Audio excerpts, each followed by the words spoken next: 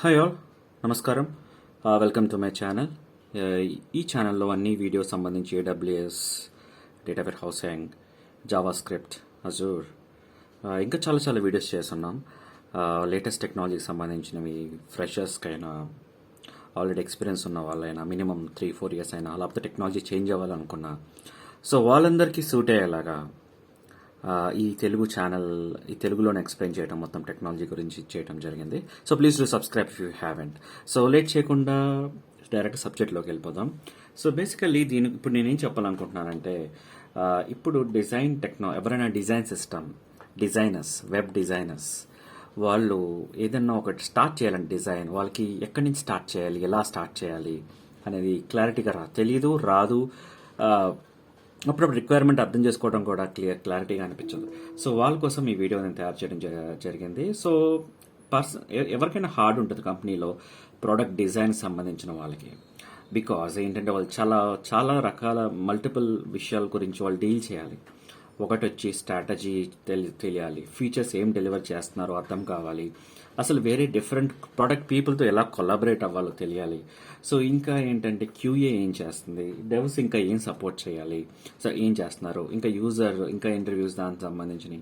So వాళ్ళకి చాలా చాలా ఐకాన్స్ ఉంటాయి. ఇక్కడ వచ్చి ఫస్ట్ నేను చెప్పాలనుకుంటే ఫిల్టర్ బై, ఫిల్టర్స్ ఫంక్షనాలిటీ ఎక్కడ వాడాలి, ఎలా వాడాలి, డిజైన్ ఎలా ఉండాలి.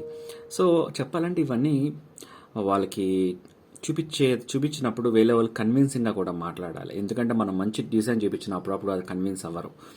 సో మనం చెప్పే విధానంలో కూడా ఉంటుంది. సో మనం అన్నీ ఒక ప్లేస్లో ఉంచుకుని డిఫాల్ట్ బటన్స్ అయినా డిజేబుల్ అయినప్పుడు ఎలా ఉంటుంది, హోవర్ అయినప్పుడు ఎలా ఉంటుంది, యాక్టివ్ బటన్ యాక్టివ్ ఉన్నప్పుడు ఏమవుతుంది, హోవర్ అంటే మౌస్ ఓవర్ అయినా ఏదైనా అన్నప్పుడు ఎలా కలర్ టెక్స్ట్ మారాలి, సో ఫీల్డ్స్ ఎలా ఉండాలి. సో ఈ రకంగా మనం అన్నీ ఒక పేజ్లో ఉంటే కనుక మనం ఈజీగా ఐడెంటిఫై చేసి చెప్పొచ్చు.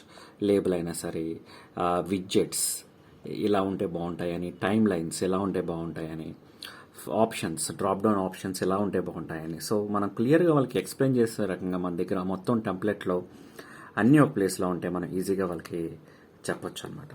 సో ఇది ఒకటి చెప్పాలంటే.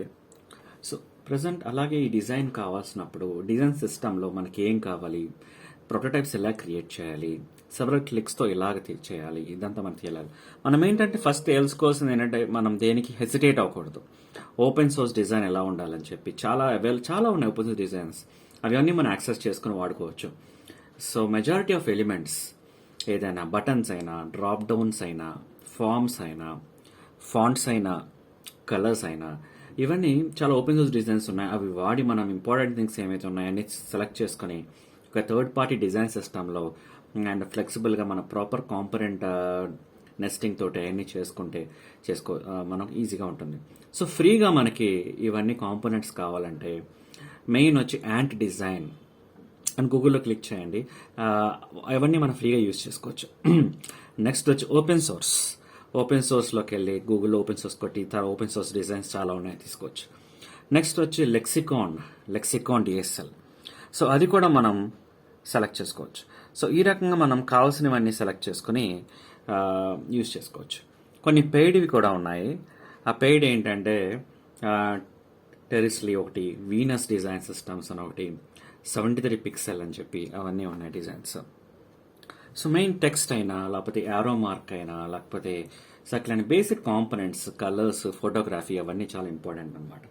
సో మన స్ట్రాటజీ ఏంటంటే బేసిక్గా, సో మెయిన్ క్రియేటింగ్ డిజైన్స్ అయినప్పుడు సో త్వరగా క్లిక్ మనం యాక్సెస్ చేయాలంటే ఫస్ట్ ఇన్పుట్ ఫీల్డ్ ఏంటి, డిఫాల్ట్ స్టేట్ ఏంటి, సో ఇవన్నీ మనకు అర్థం అవ్వాలి. మనకి ఐకాన్ అన్ష్యూర్ అయితే కనుక ఏదైనా ఇన్పుట్ ఫీల్డ్ పెట్టచ్చు.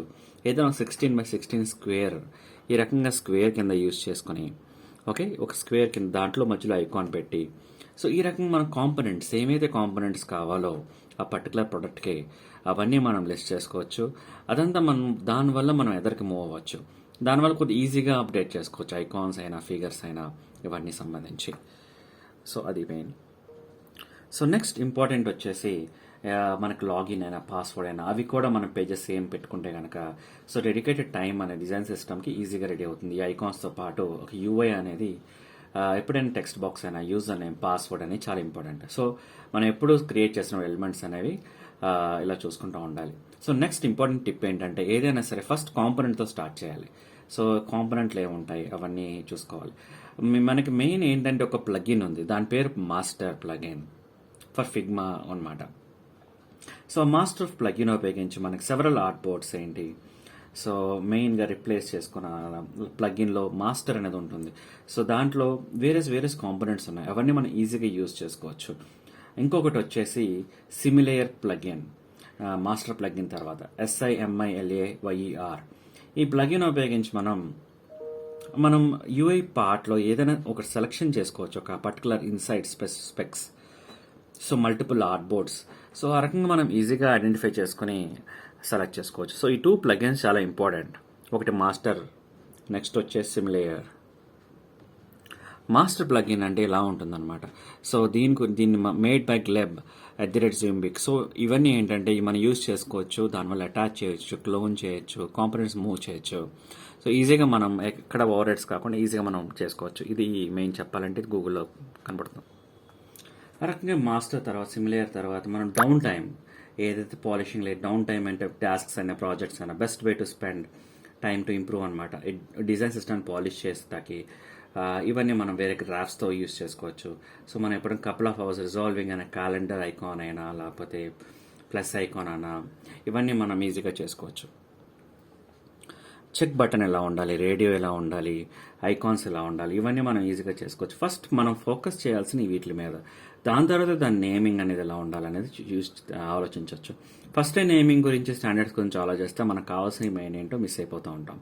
So I would highly suggest ఏంటంటే ఫస్ట్ ఆఫ్ ఆల్ మన ఈ ఫేజ్లో కాంపోనెంట్స్ ఏం కావాలి లిస్ట్ అంతా సెలెక్ట్ చేసుకున్న తర్వాతే మన ప్రాపర్ పాత్స్ ఏంటి, నేమింగ్స్ ఏంటి, లేకపోతే టెస్టింగ్, ఇవన్నీ మనం సెలెక్ట్ చేసుకుంటే అది చాలా ఈజీగా హెల్ప్ అవుతుంది.